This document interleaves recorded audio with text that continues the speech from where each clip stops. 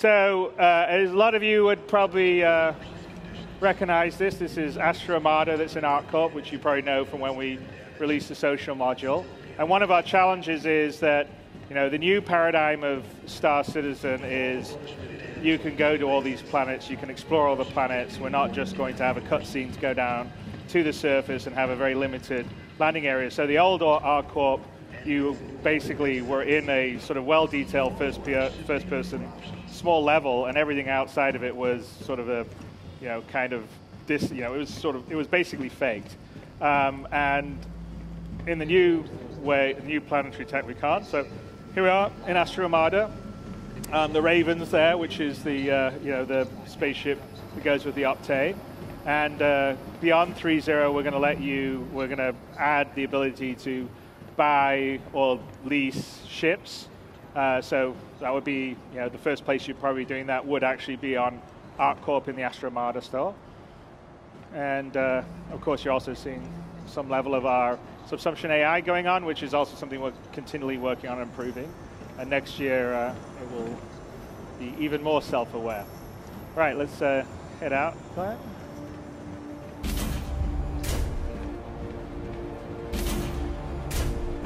Okay, so we've gone a bit bigger.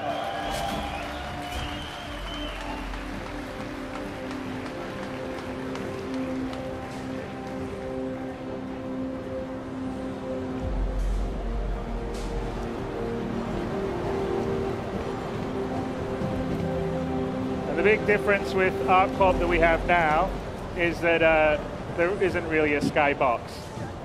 Everything is real. So, well, not real, it's digital, but it's there. It's a digital thing.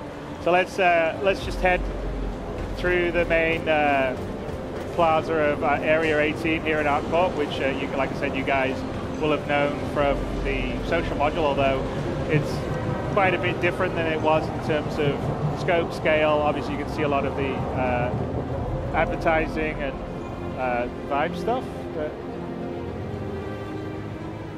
Let's head out through the customs.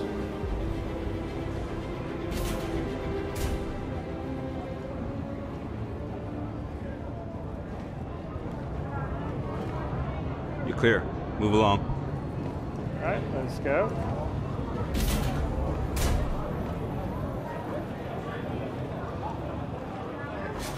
So everyone's in a line, as always, if you're going anywhere to get through immigration. Here we go, the main flying pass.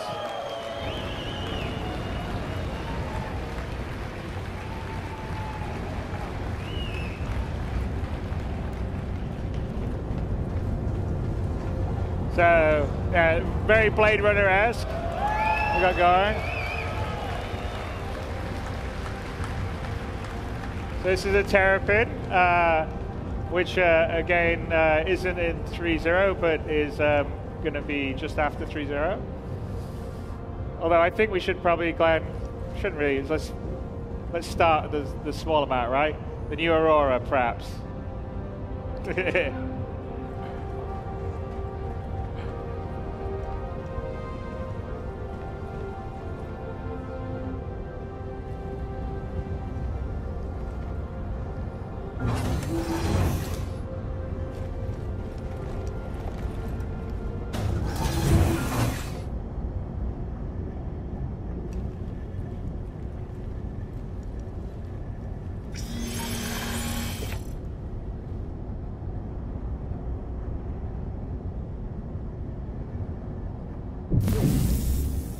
Welcome to Robert Space Industries.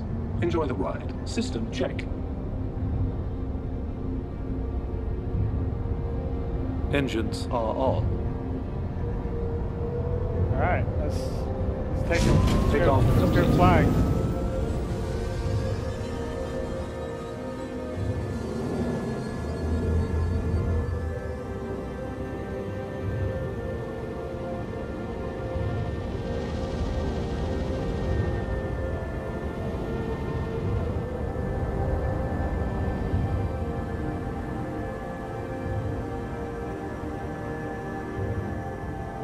not sure we're going to let you actually get this close to the populated areas, but we'll let you guys do it.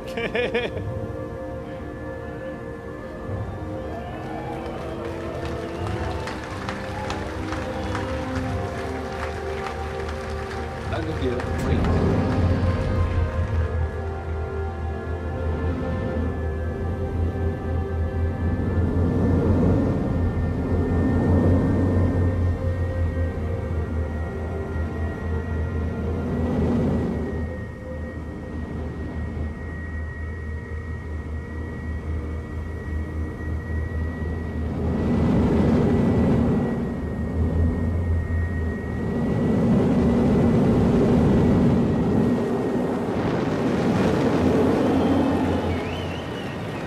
So what you're seeing here is ArcCorp, which is essentially a full-size, Earth-size planet completely covered with man-made structures and at a real scale. So you're seeing everything to the horizon, fully covered. You can basically fly all over ArcCorp.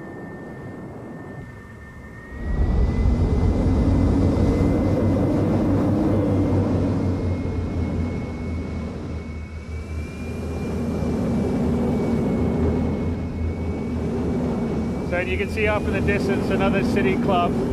So that up in the distance is area 17, and we're flying over the suburbs now. So this is pretty much Coruscant.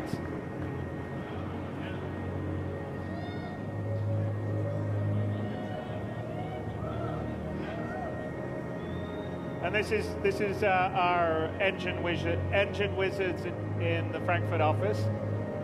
Who's doing this? So Marco Gubetta and Alex Ramati, who will be out here in a bit.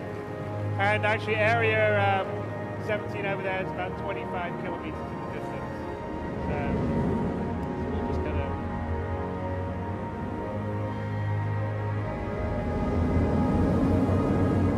gonna head over to it.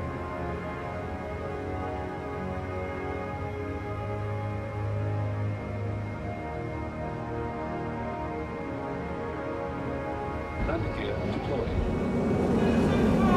2947! That's our tradition. Hello, CitizenCon 2947.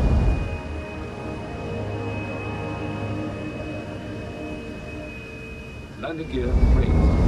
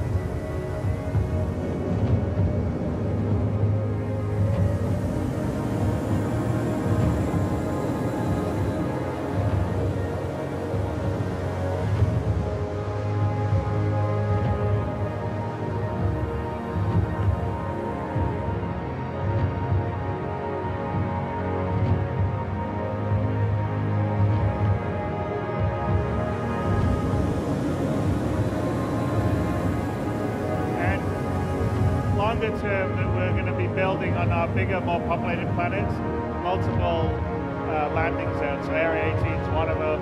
Area 17 would be potentially another one, and we'd have quite a few around ArcCorp because it's such a big planet and the detail and the scale that we're going for. We sort of feel like it has to be more than just one landing zone or two landing zones and then nothing else on the rest of the planet. So it has to feel believable at the scale of our universe. And that's always quite a challenge, but some of the technology that we've been building is allowing us to do that, as you can sort of see from the visuals that we're flying around here, where we literally have a planet covered by a city.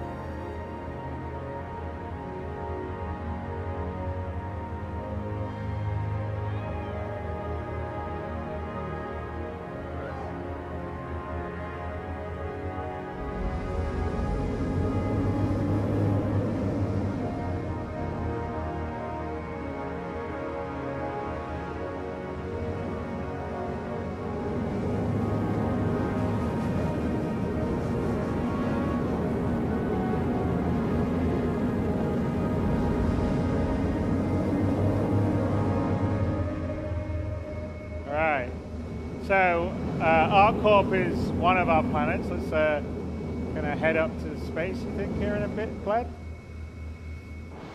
We can have a little view of Area 17 as we go beside it, though.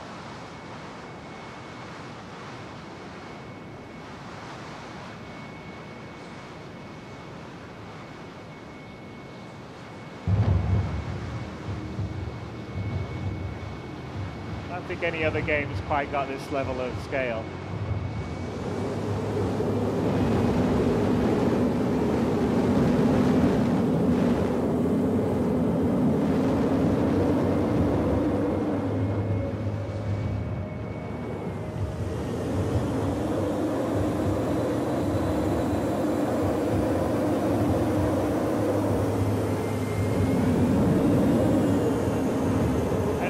And that little the red cluster you see up there is actually the pyro system. So when we leave Stanton, that will be one of our destinations. There you sort of see.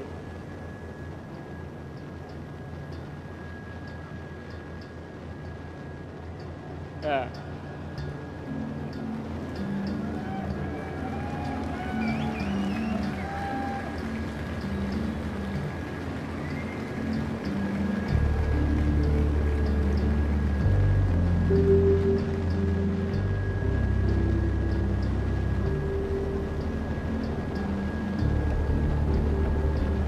Well, don't worry, we're working hard on it for you guys.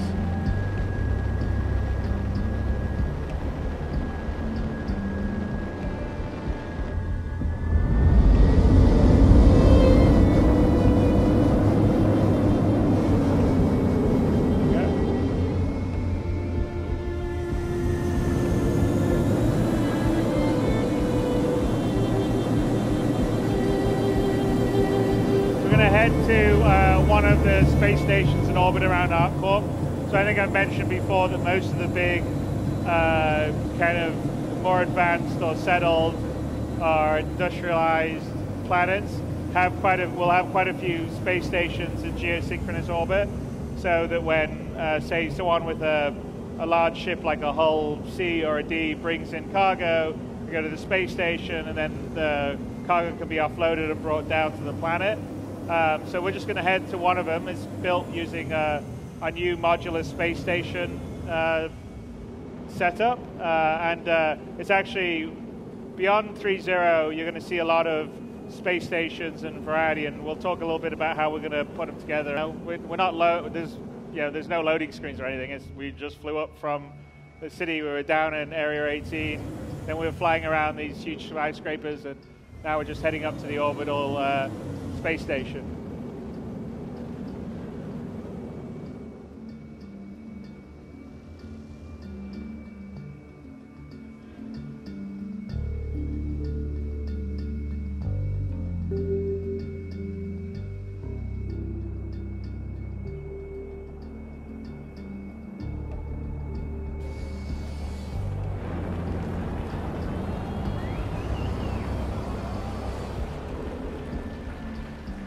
Glenn's just showing off.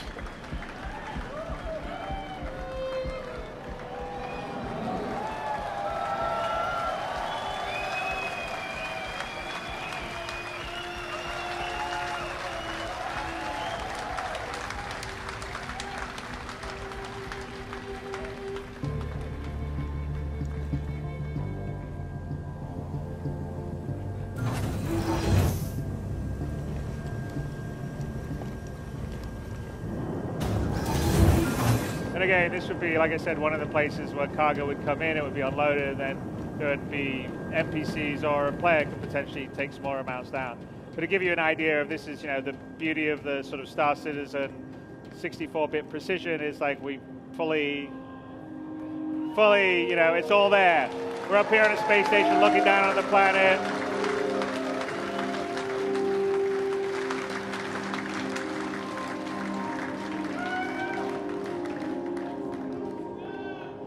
Jump? I don't know, Glenn. Should we jump or not jump? Nah, I don't think so, right?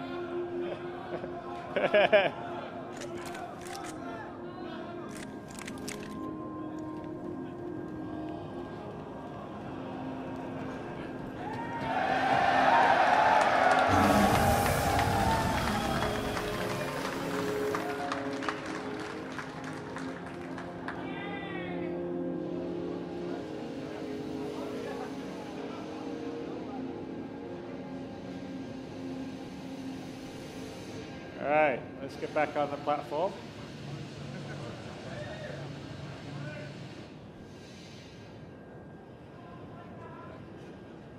Well, no, his EVA counters the gravity. Plus, gravity is much weaker up here than it's down on the planet. But the gravity is actually properly simulated all the way through, based on your distance from the center of the planet. Let's get up. All right.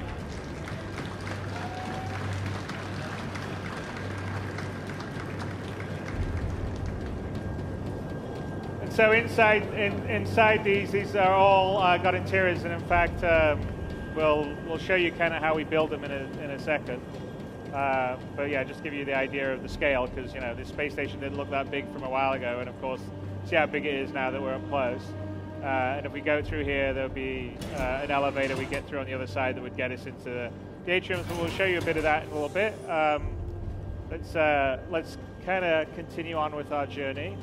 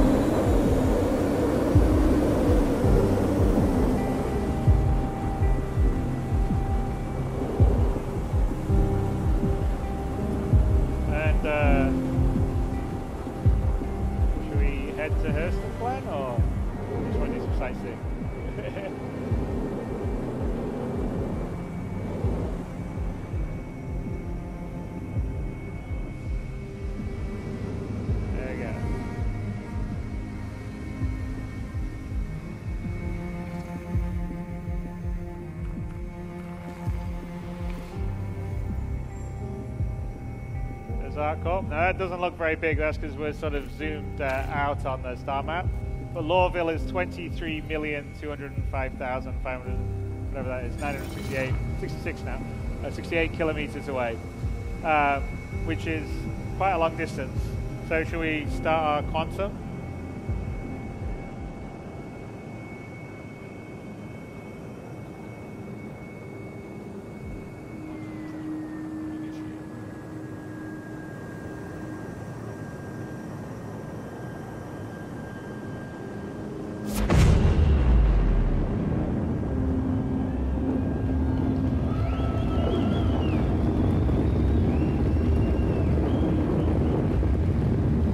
So as you can see, we've upgraded the whole sort of jump effects and everything using the new GPU particle system that's coming in with 3.0.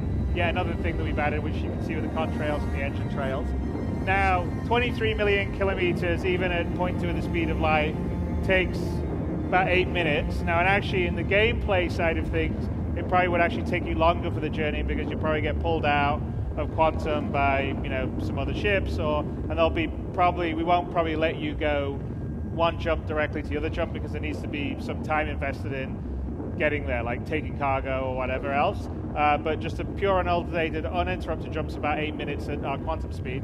So while we're doing that, we're going to take a little bit of time to reflect back on the tech that you saw on display. So Sean, you want to come to the stage, and Alex Ramotti, who's one of the key people at procedural tech. And I'll hand it over to them to sort of talk about how we built some of the stuff you just saw.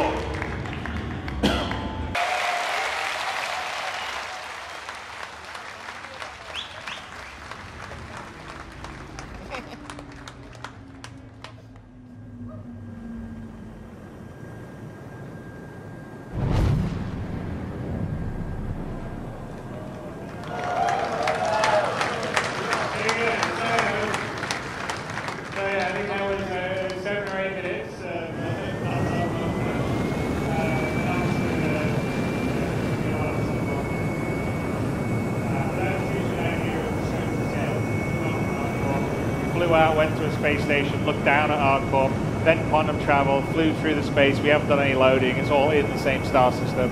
And now we're in orbit, like high orbit actually, well, quite a ways out from Hurston, which is another planet inside the Stanton system. ArcCorp is owned by ArcCorp.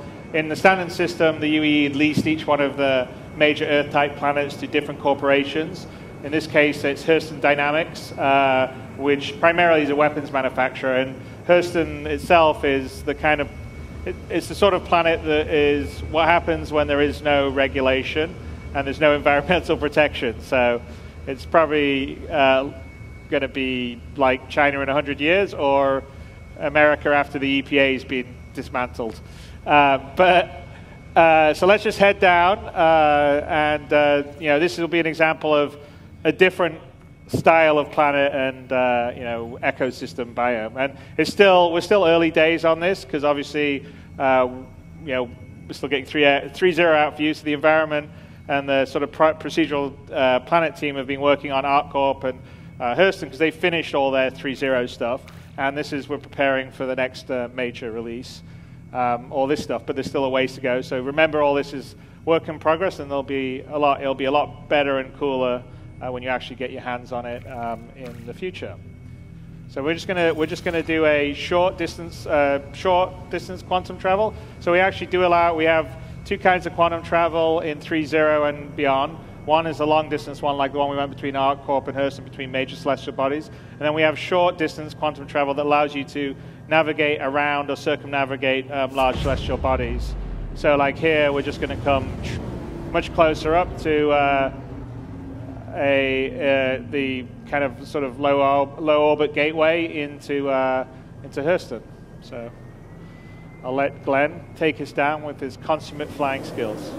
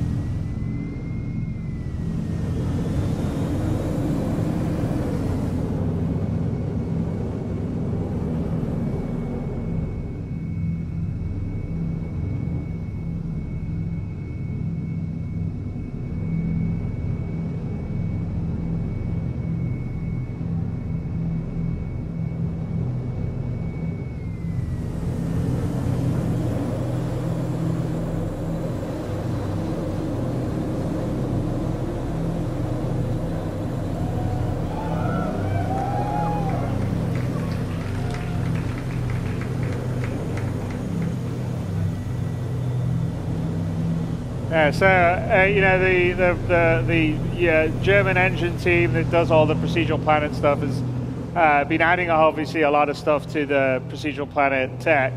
The oceans have all been ported over to GPU, and ultimately we're not doing it here, but you know, there actually has. If we get low enough, you'll probably see it's full wave simulation.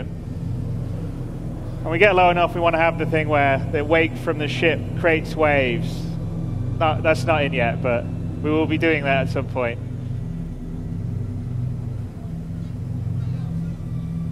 Yes. Well, as you know.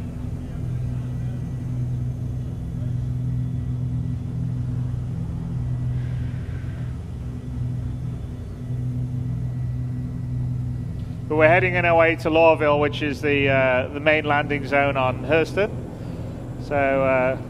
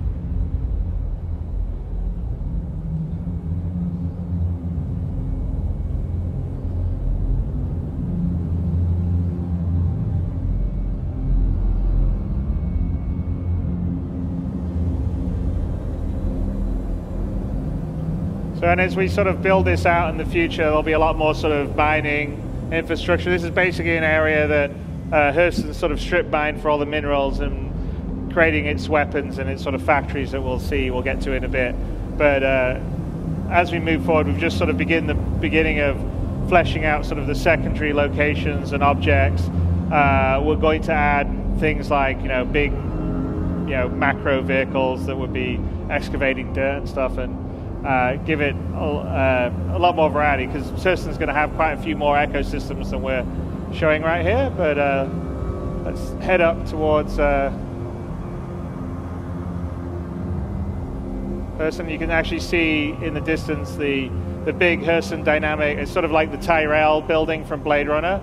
So that's the main area, and actually when you land in Hurston, that's where you're likely to land, and it has all these beautiful shops inside, and it's all nice, but the outside of it's all kind of smog and factories and polluted air. So let's fly up through. And again, Lawville's built using the same tech. It's a different kind of building set for a lot of it, but it's using the same sort of distribution tech that we do to sort of build out a city at a realistic scale for the ships that we have in the game, so, you know, which is kind of important for our game because we want to have everything feel real, visceral, tactile.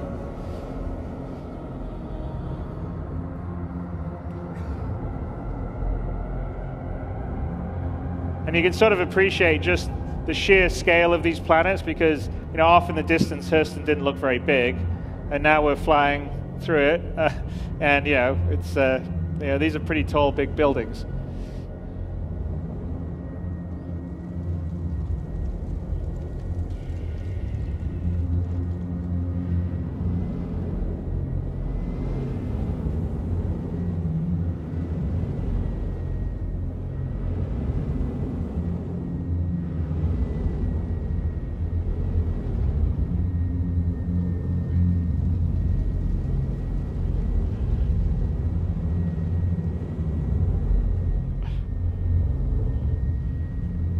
Glenn likes to show off.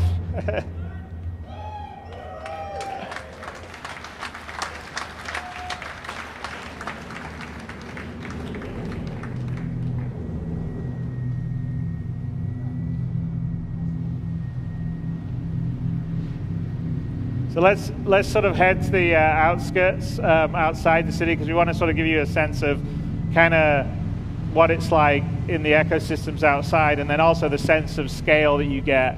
Because when you're flying around, you're moving pretty fast. I mean, we're flying at a pretty fair clip relatively. I don't think they'd like you flying around, say, Frankfurt at this speed, just above it. But to give you the sense of being able to fly over a planet and then get down on the ground, it's all seamless and also all the details. So we'll just go out here beyond the main city areas and find a landing spot.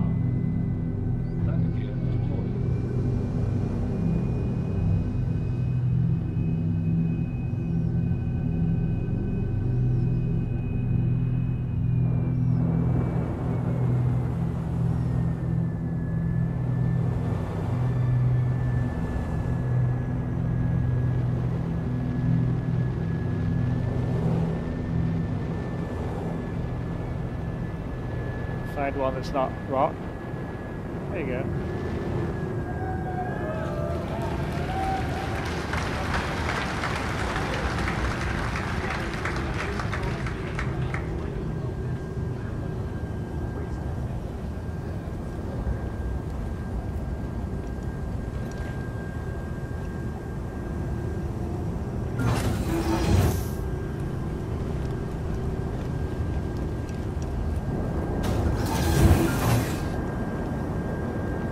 So here we are, we're down on the ground, and actually you can sort of see the large structures off in the distance, which maybe didn't look so big when we're flying over them, but really actually are quite massive. And this is kind of like the kind of tundra area outside Lorville. And let's go for a little run.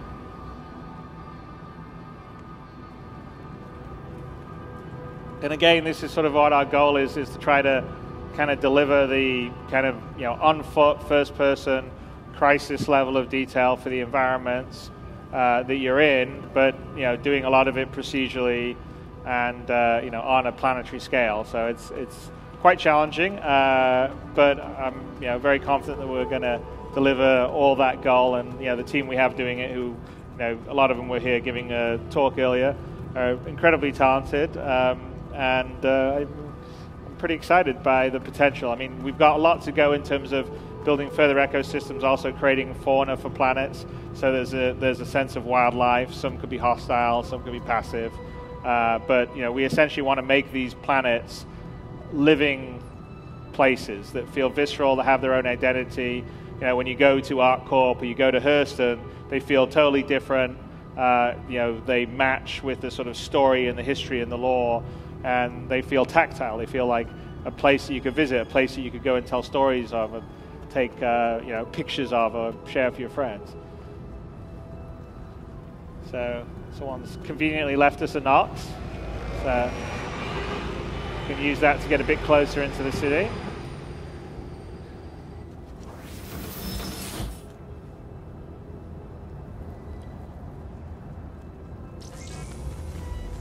Systems activating.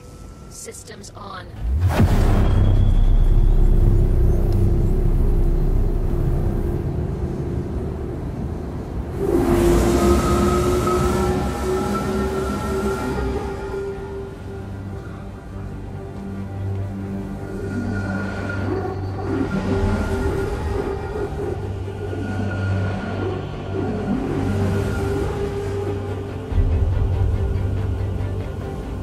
You sort of can see the city stuff that seemed quite small as we flew over it. We're down on the ground and it's pretty huge. Oh, all right, let's see if...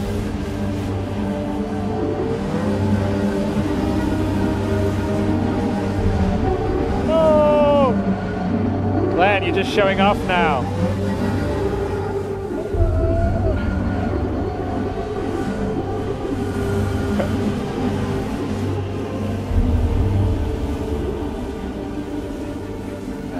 See, it's just a show off, Glenn.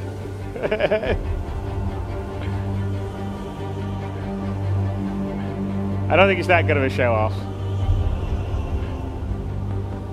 So here we're sort of coming to the outskirts of one of the factory areas of Lorville.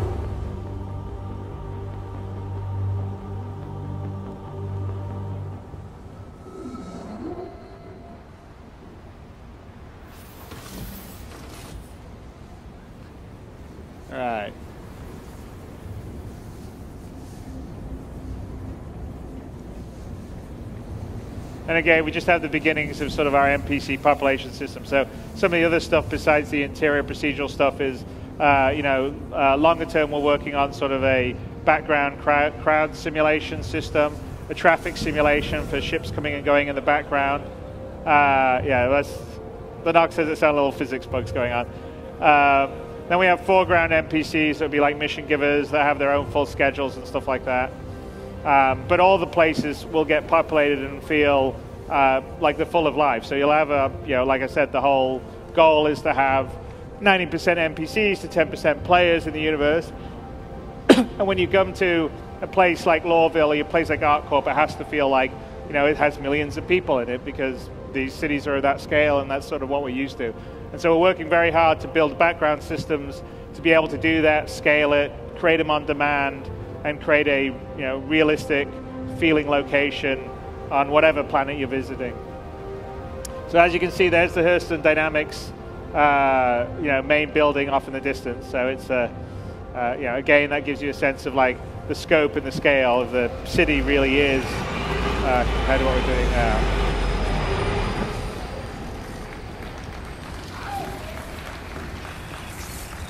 And as I said, one of the things we're working on is fauna. So